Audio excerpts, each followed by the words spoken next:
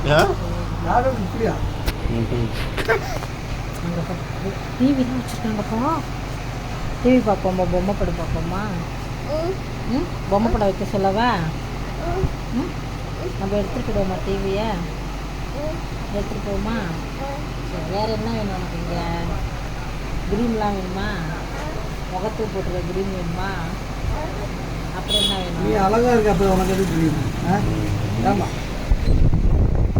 அப்புறம் என்ன வேணும்? ரிமோட்டெல்லாம் எடுத்துகிட்டு வருவோமா? ரிமோட்டெல்லாம் எடுத்துகிட்டு போவோமா? சரி, அப்புறம் பேனா வேணுமா உனக்கு? பாப்பா பேனாலாம் வேணுமா?